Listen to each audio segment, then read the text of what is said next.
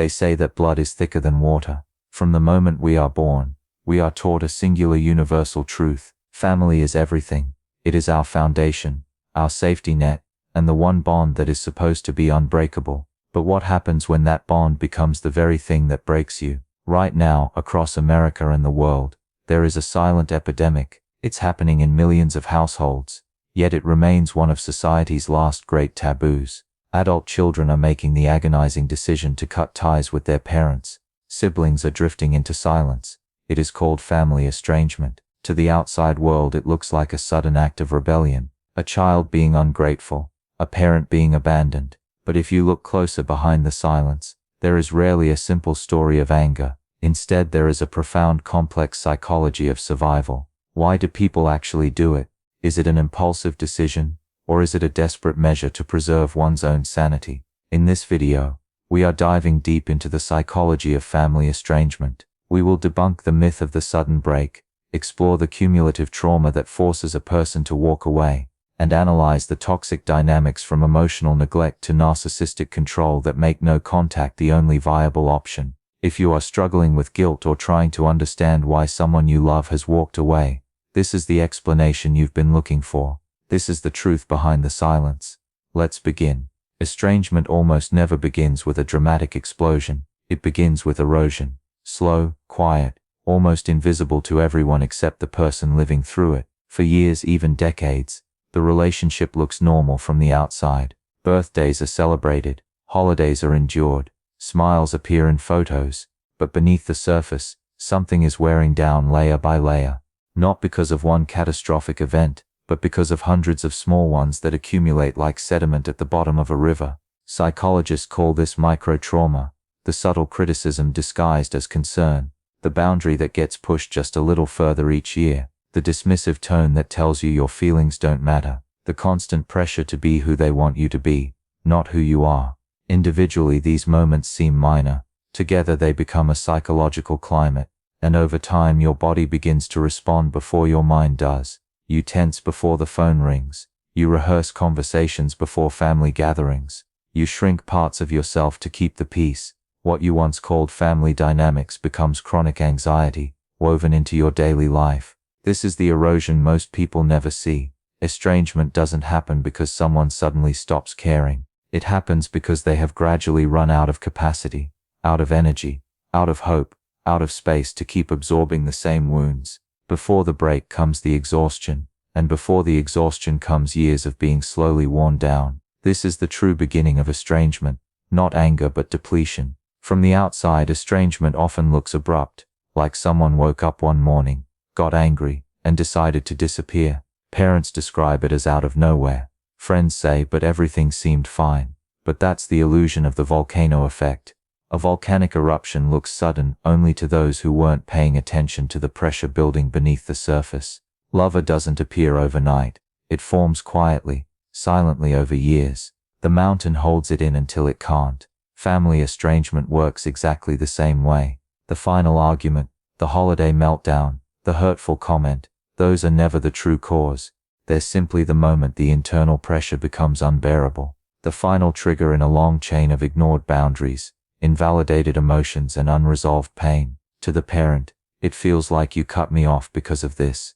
But to the adult child it sounds like, no, I'm stepping away, because this has happened for 20 years.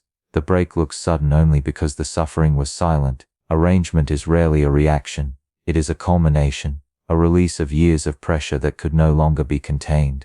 And once the volcano erupts, everything changes. Long before someone chooses distance, many have already been cast into roles they never agreed to play. In dysfunctional or narcissistic family systems, identity is not discovered, it is assigned, and those assignments shape a child's entire emotional reality. There is the golden child, the extension of the parent's ego, praised, protected, idealized. Their purpose is to fulfill the family's narrative of success, even if it means sacrificing authenticity. Then there is the scapegoat, the one blamed for tension they didn't create, the truth teller, the emotionally aware member who refuses to accept the family's dysfunction as normal. Ironically, the scapegoat is often the healthiest one, but also the first to be pushed out when they stop absorbing everyone else's shame. But these aren't the only roles. There is the invisible child who survives by disappearing, keeping quiet, needing little, and learning that attention is dangerous. They grow up skilled at self-reliance, but chronically unsure if they deserve to exist loudly. And then perhaps the heaviest role of all, the parentified child, the child who becomes the emotional caretaker for their own parents, the mediator, the peacekeeper, the one who carries responsibilities far too heavy for their age. These children grow up believing love must be earned through service, sacrifice, and silence. None of these roles allow a child to develop a true self. They create patterns of guilt, obligation, and emotional suppression that follow a person well into adulthood. And when someone finally steps out of the role, when they try to become a whole human instead of a family function, the system reacts. It resists, it blames, it punishes, because in families like these, the moment you reclaim yourself is the moment you become a threat. For many, estrangement isn't about leaving the family. It's about escaping the role that was breaking them. Some wounds bleed, others don't, and those are often the ones that shape us the most. Emotional neglect is quiet. It leaves no bruises, no scenes, no clear moment you can point to and say that's when it happened. Instead, it is defined by what never happened, the comfort that wasn't offered, the protection that never came, the curiosity about your inner world that no one ever showed. Growing up without emotional attunement teaches a child something devastating, that their feelings are either too much or not worth noticing. And as adults, these same individuals often become the ones who seem strong, independent, even unbothered, while carrying a private ache that never fully goes away. This is the empty well. You keep going back to your family, hoping just once to draw water. Maybe this time they'll listen. Maybe this time they'll ask how you really are. Maybe this time they'll meet you at the level you've always reached for. But every visit ends the same. A dry bucket, a hollow chest, a familiar disappointment. Most people don't leave because of what their parents did. They leave because of what their parents could never give. Because returning again and again to an empty well eventually becomes a form of self-abandonment. Estrangement for many is not about rejecting their family. It is about finally choosing to stop thirsting for a kind of love that has never been there. The pain of what happened can be healed. The pain of what never happened takes longer because you're grieving a version of childhood you never got to live. If estrangement seems sudden to outsiders, the staying is even harder to understand. Why do people endure years, sometimes decades of pain before stepping away? The answer lies in two powerful psychological forces: trauma bonding and the hope cycle.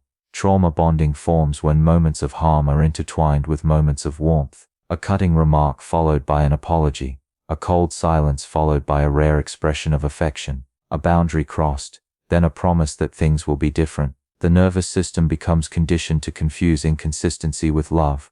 You start believing that if you just try harder, give more, stay calmer, you'll finally earn the version of your parent you needed as a child. And that is where the hope cycle begins. It keeps you waiting. It keeps you forgiving. It keeps you returning to situations that slowly dismantle your sense of self. Hope isn't the problem. It's that the hope is always about who they could be, not who they consistently are. Many adult children stay because they were taught that leaving makes them disloyal, that protecting themselves makes them selfish, that wanting peace means they are the problem. So they endure, they shrink, they rationalize, they wait for the breakthrough moment that never comes. When someone finally walks away, it's not because they stopped loving their family, it's because they realized the cycle wasn't going to change, and staying meant losing pieces of themselves 1 year at a time.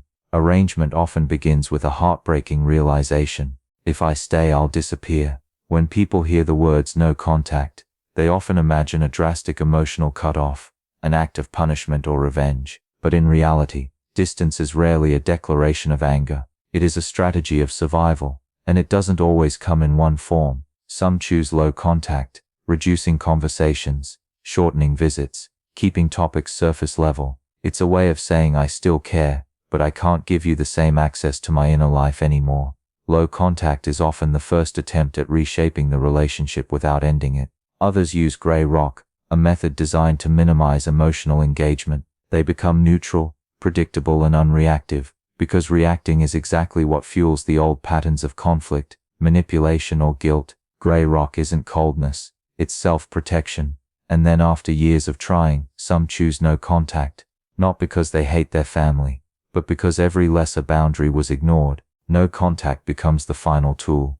the last available way to stop the cycle, reclaim mental health, and rebuild identity. Psychologically, choosing distance activates grief, guilt, and relief all at once. You mourn the parent you hoped for, feel guilty for wanting peace, and breathe easier when the chaos finally stops.